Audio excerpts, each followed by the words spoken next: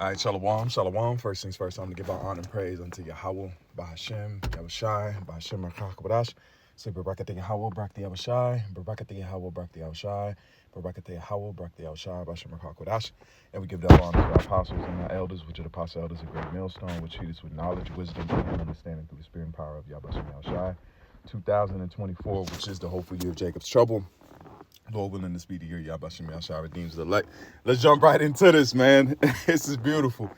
I've been seeing this video for a few days, and I just wanted to, in the spirit just jumped on me. I'm on my quick break, so I wanted to try to make sure this gets out. Man, you see the title of this is E is turning on E, brother hating brother. Something on those lines, okay? Because what you see happening now is the curses that were placed on Israel, because Jake didn't go down overnight, and all the curses didn't come upon us all at once, okay? In the fullness, it took a period of time. So the same thing we watch with the Edomites. All we got to do is see our own captivity and see what took place to us as a nation and as individuals also, and then see that this man he's fallen under those curses, because as it says that it's translated from one to the other. The kingdom of heaven is translated. All right, rulership is translated, just like when Jake took over the Roman Empire. All right, when Jake took over the Roman Empire, is a period of time. Jake was in oppression. Jake was as the gladiators, and they rose up in the ranks because Rome respected that field, just like Rome today respects entertainers and different things, can move into, just like Kanye talked about, he was going to run for president. You know, and he was a musical artist, so you can see that same spirit is here. So let's go ahead and play this video, and then we'll jump into some precepts. Lord willing, this is an edifying lesson, but this is beautiful to watch. Let's take a look, and this is fair use. This is not for any kind of financial gain. This is for informational purposes only. Detail. Special agent in charge of the detail. Were you the special agent in charge of the detail that day? Actually, let me address this. Could you please, staff, leave that? Oh, no, leave that one up with the circle around me. Thank you. So actually, Congressman, what you're not seeing is the sack of the detail out of the picture's view. And that is the day where we remember the more than 3,000 people that have died on 9/11. I actually responded to Ground Zero. I was there going through the ashes of the World Trade Center. I was there at Fresh Kills. I'm not asking you that. I'm asking you, Congressman. were you the special agent in charge? To show respect You were not. for a Secret Service member that died on 9/11. That you're trying to be. Do not invoke 9/11 for political purposes. I'm not. I'm invoking this. You are, sir. Gentlemen, And you are out of line. I would like to ask him a question. Please. You are out of Don't line, try to bully Congressman. me. Don't Way try out to of bully line. me. I am an elected member of Congress, and I'm asking you a serious question, and you are I playing am a politics. public servant who has served this nation and You spent won't answer the time question. on our country's darkest Mr. day. Chairman, Committee you will not come answer- Do not to order. politicize it.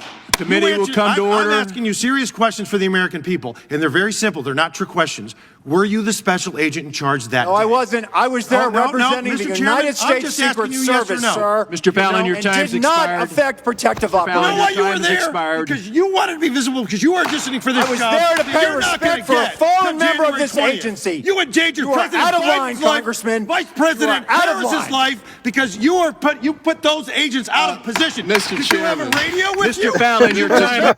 Hey, that's enough. Jeez.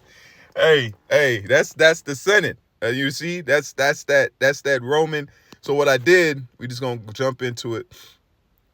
I put arguments in Roman Senate, okay? And then this what came up. It says in Rome, Senate arguments often focused on issues on foreign policy, military strategies, and what is they arguing about? The whole situation with Trump, the assassination, and people being out of position and not giving the support that he needed on that day. So that's what he's grilling or scrutinizing the agent about, because that's the second agent in charge of the Secret Service, or the CIA, if I'm not mistaken. So it says military strategies, land distribution, public finances, and social matters, with major debates often occurring between political factions like the Optists, aristocratic conservatives, and the popular populist reformers who would fiercely debate the best course of action for Rome Republic, sometimes resorting to personal attacks and political maneuvering to gain support for their proposals. And what did you see that took place? That's exactly what you see taking place here. So this showing you the nations reincarnate. This is the beast with the deadly wound that was healed that's coming back again. All right. The Lord is casting confusion. He's putting in what does it say? Unstableness. All right. And these are the things that are taking place as we see the fall of this new Senate. Okay. That's what's happening now, that Yahweh Shem Yahushua is dismantling this place for the things that is done and the sins that is done, but it's also falling down again, just like it did in the past. But this time it's going to be for the last, what does it say? Hoorah. Let's get this. It's the book of Mark 13 and verse 12. Let's read right here. Let's read Amplified. It says, brother will betray brother to be put to death, and a father will hand over his child, and child will rise up and take a stand against parents and have them put to death. The main point is that, let's read into 2, a brother will betray his brother to death, and a father will betray his own child and will rebel against their parents and cause them to be killed. And he says that Yahushua has not come. He's come to send a man at variance against his own house. All right. So that spirit of Yahushua is coming closer to the earth, and you're seeing more of this, what does it say? Disturbance in Esau's force. All right. Because everybody ain't in the Illuminati, man. All right. That's the point of the Illuminati, is to have that amenity, that secret society.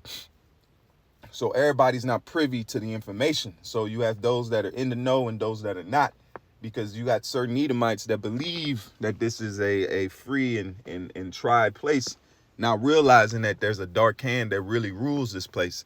So you're getting into things that are button heads when it comes to those understanding what they want for this place. Just like I read, there was arguments in the Roman Senate over public issues and matters.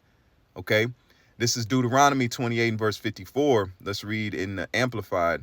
It says, a man who is most refined and well-bred among you will be cruel and hostile towards his brother and towards the wife of his wife he cherishes, and towards the rest of his children who remain. Just like we went through these. We went through the breaking of our households, the breaking down of brotherly love. We used to greet each other with a kiss because we had genuine love amongst each other. That's why the disciples epitomized that. They showed you that. Yahushua showed us with the same relationship he had with his disciples. All right. He said he lays down his life for his friends. Okay. And let's go down to NLT. It says, the most tender-hearted man among you will have no compassion for his own brother, his beloved wife, and his surviving children. So there's going to be a skirmish, and the same thing with the curses. All right.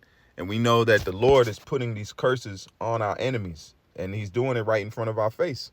It's not something that's going to be hidden. It's going to be put in Front Street. This is Deuteronomy 30 and verse 1.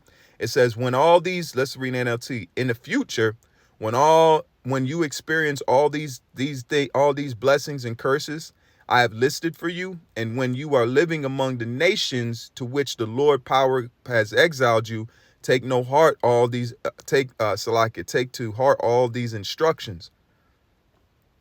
Let's go here.